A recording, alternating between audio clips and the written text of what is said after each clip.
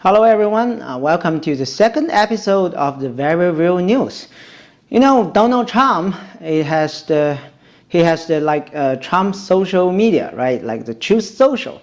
But well, to be honest, I think most of them is not truth. Okay, but what we want to do with the Very Real app is majorly we want to add the fact check. This kind of functionality to our app. Majorly, it is for a countermeasure against the Truth Social, because there are so many lies on social. Most of the MAGA people not really doing good with them. The MAGA, Make America Great Again people, they believe in outright lies. So that's why we are going to make this program, which is named The Very Real News, and we do the fact checks step by step, try to tell you the truth. Okay, let's roll. And today, the first piece of news we'd like to analyze is tonight, we are tackling a fresh clash between the Wall Street Journal and the president, Donald Trump, over whether he quietly okayed then shelved a U.S. strike on Iran. Let's separate hard facts from headline hit. What the Wall Street Journal reported.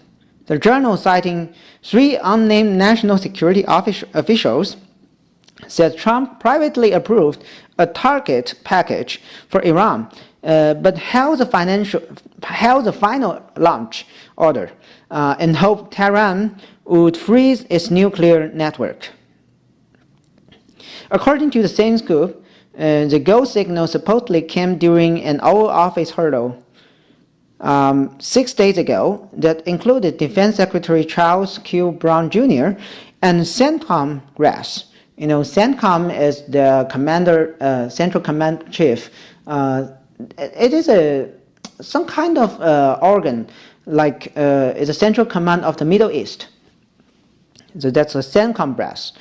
And the plan would rely on precision bunker buster strikes against the Fordo and Natanz, while cyber units aim to blind Iranian radar. How Trump shot back on Truth Social, Trump wrote, "The Wall Street Journal has no idea what my thoughts are concerning Iran. Zero." This is from Wall Street Journal. And also from Truth Social. And he doubled down to reporters outside the White House. "I decide when I decide. Anyone saying otherwise is selling you a bill of goods." This is from The Guardian. And the former president, this is the current president. The president also marked the journal's anonymous sources, calling the story a fantasy novel, not journalism at all. So, independent cross-check. Reuters confirmed the journal's broad outline. Officials did brief Trump on strike options, but could not verify an explicit approval. And Sky News reported the White House aides pre-positioned assets in the Gulf and stressed no execute order had been signed.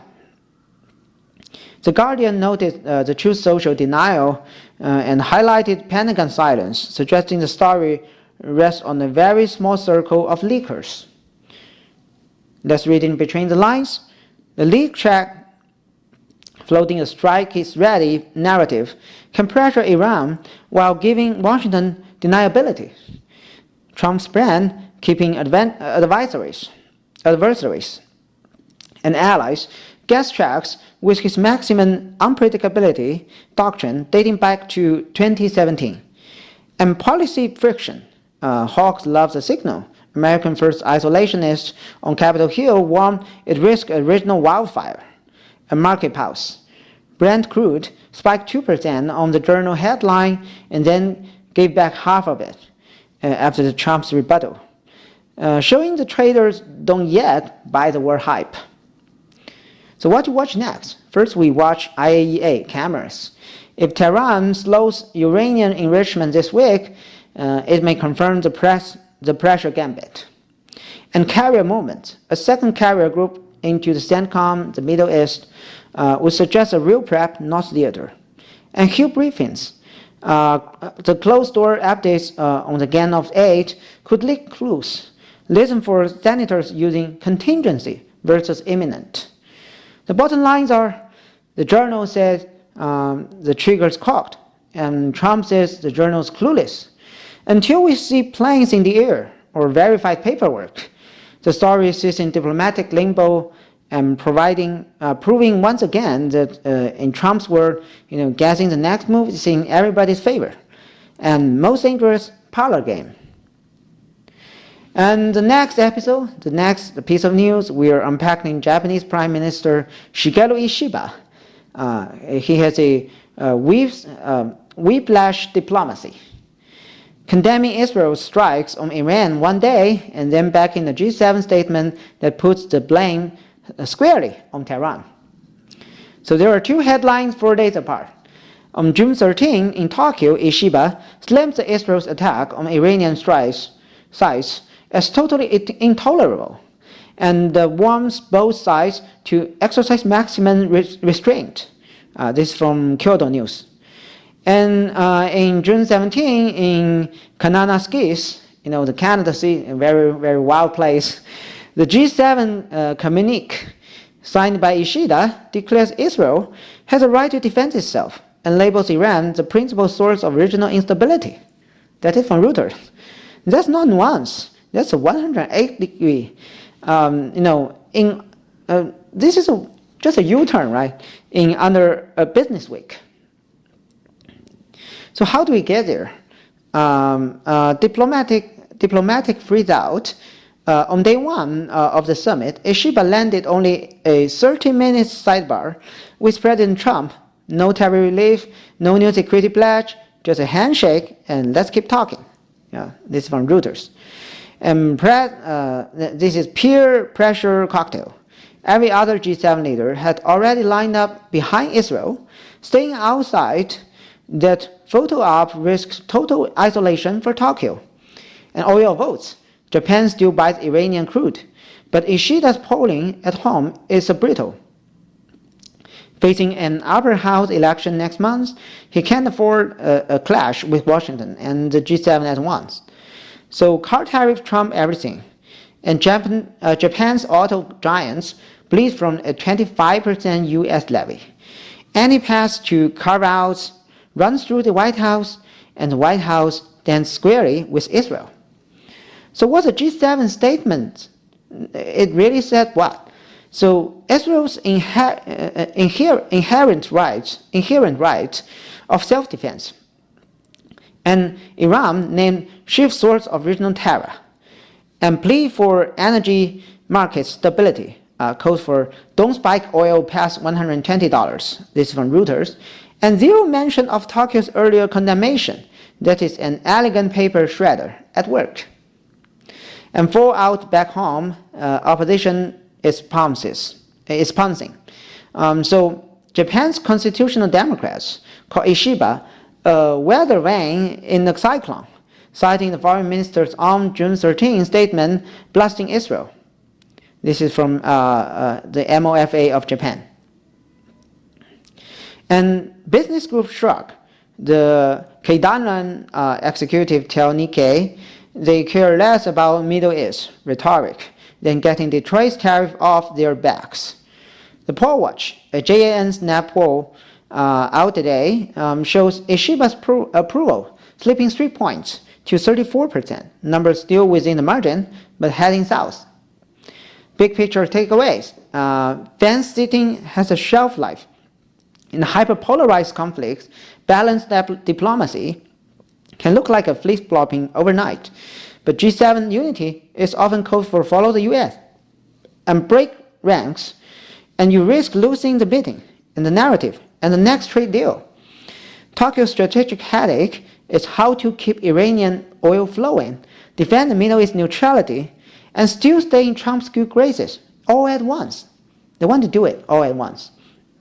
So the bottom lines are, Ishiba arrived at the summit with a megaphone full of outrage at Israel. He left with a signature paper page praising Israel's self-defense. That's less statesman-like nuance and more like his-seeking policy missile. zeroing in on whichever side keeps him inside the 3710 and maybe keeps those auto tariffs from crushing Japan's economy. Okay, and the final episode, let's talk about straight about Moscow's brand new red line in Israel-Iran war. As Russia just told Jerusalem to stop bombing Iran's Bushehr nuclear plant, where hundreds of Russian engineers are on the payroll, and in the same breath want Washington to keep its jet on the deck. The kicker is, does Donald Trump, often tagged as Putin-friendly, play along or plow ahead? So what Russia said, plain and simple, hands off Bushehr.